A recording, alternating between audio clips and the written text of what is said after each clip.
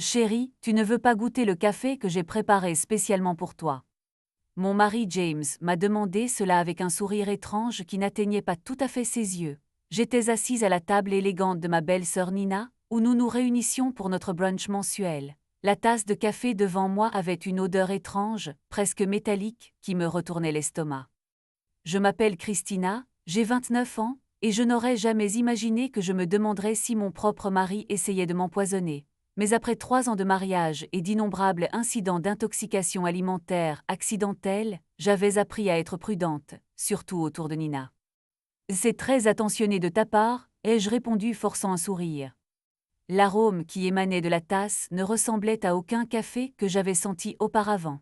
Il me rappelait la fois où j'avais fini aux urgences après avoir bu du thé chez Nina le mois dernier. Nina m'observait intensément de l'autre côté de la table. James est devenu un vrai barista ces derniers temps, dit-elle avec un sourire en coin. Il s'entraîne à différentes méthodes d'infusion juste pour toi. La façon dont elle a insisté sur « pour toi » m'a donné des frissons. J'avais remarqué que James passait plus de temps chez Nina ces derniers temps, les conversations chuchotées qui s'arrêtaient quand j'entrais dans la pièce, les textos étranges, et maintenant ce café. J'ai soulevé la tasse, faisant semblant de boire une gorgée tout en étudiant leurs expressions. James et Nina ont échangé un regard rapide qui a confirmé mes soupçons. Je me suis levée brusquement. « Oh, regardez ça, je dois passer un appel rapide pour le travail. Nina, ça te dérange si j'utilise ton bureau ?» En passant devant la place de Nina, j'ai délibérément trébuché. Dans la confusion pour me rattraper, j'ai rapidement échangé nos tasses de café. « Je suis tellement désolée, me suis-je exclamée, je suis si maladroite parfois. » Nina a balayé mes excuses d'un revers de main. « Essaie juste de ne rien casser dans le bureau. » J'ai hoché la tête et je me suis dépêchée de partir, le cœur battant. Depuis l'embrasure de la porte du bureau, je pouvais encore les voir à table. Maintenant, je n'avais plus qu'à attendre et regarder. Je regardais Nina porter la tasse de café à ses lèvres, et mon estomac se noie d'anxiété. Une partie de moi voulait l'arrêter, la prévenir, mais j'avais besoin de connaître la vérité. J'avais passé trop de nuits aux urgences, pliée en deux de douleur, toujours après avoir partagé des repas avec eux.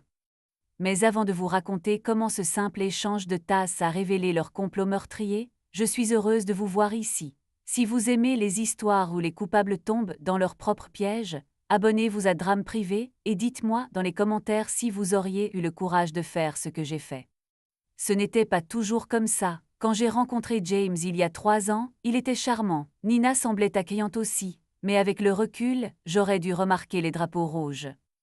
Les incidents ont commencé petits. Des maux d'estomac ici, une réaction allergique là. Le pire a été il y a 2 mois, quand j'ai fini hospitalisée après avoir pris le petit déjeuner chez eux.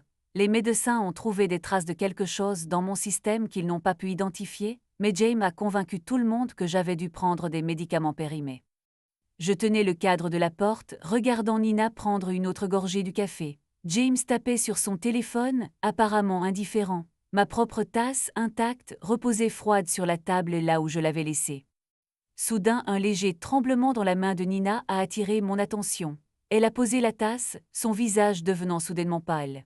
« James, dit-elle, sa voix tremblante, quelque chose ne va pas. » James a levé les yeux, son expression passant de la confusion à l'horreur lorsqu'il a réalisé dans quelle tasse elle buvait. Il a bondi, renversant sa chaise. « Nina, qu'est-ce qui se passe ?» Les mains de Nina tremblaient violemment maintenant. « Je ne me sens pas. » Elle a essayé de se lever mais a trébuché. « James, qu'est-ce que tu as mis dans ce café ?»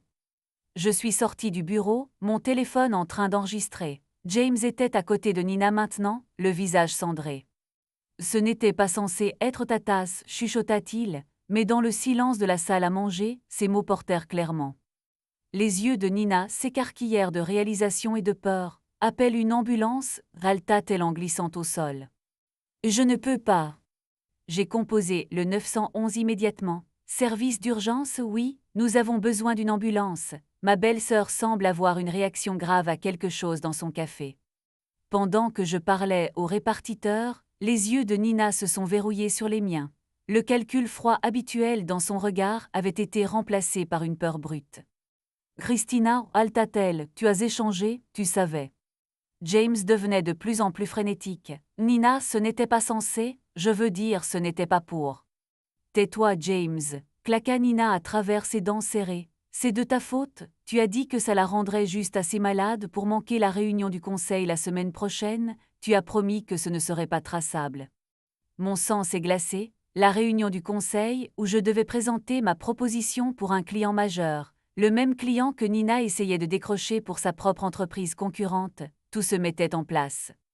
Le mois dernier, ai-je dit, ma voix étonnamment stable, et l'incident du petit déjeuner il y a 2 mois, ce n'étaient pas des accidents, n'est-ce pas?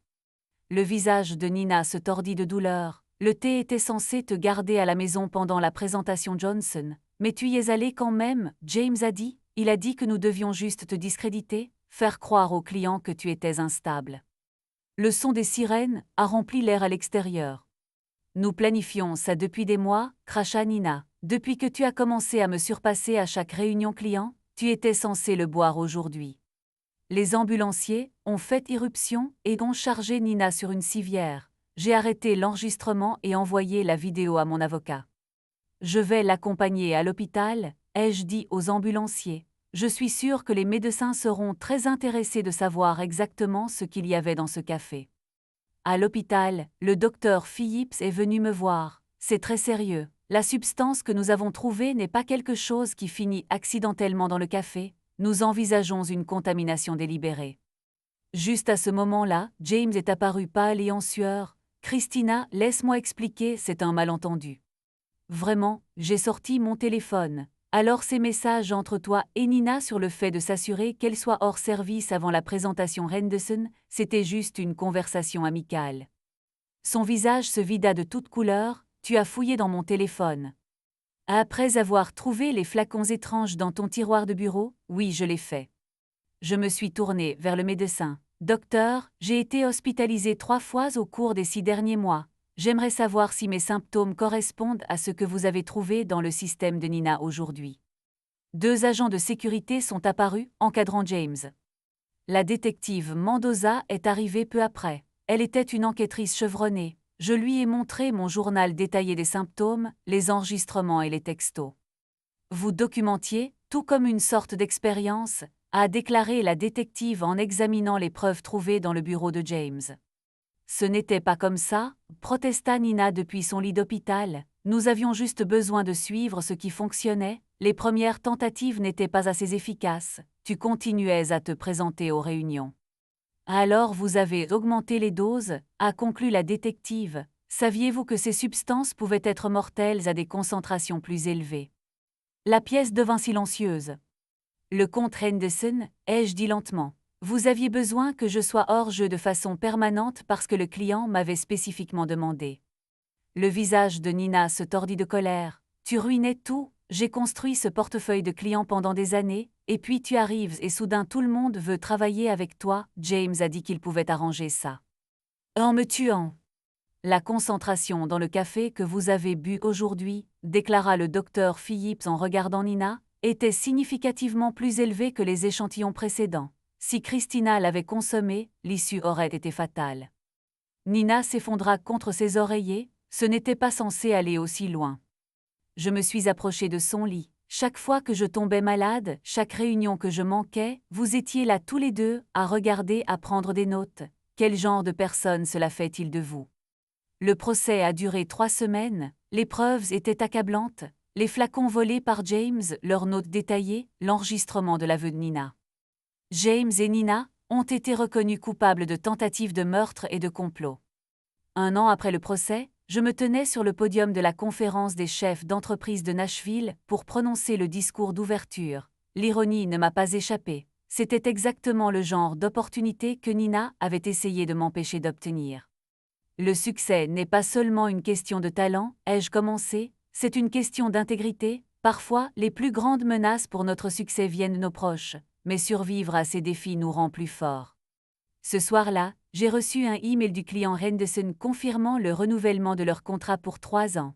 J'ai souri, pensant à la façon dont les choses auraient pu tourner différemment si je n'avais pas fait confiance à mon instinct ce jour-là au brunch.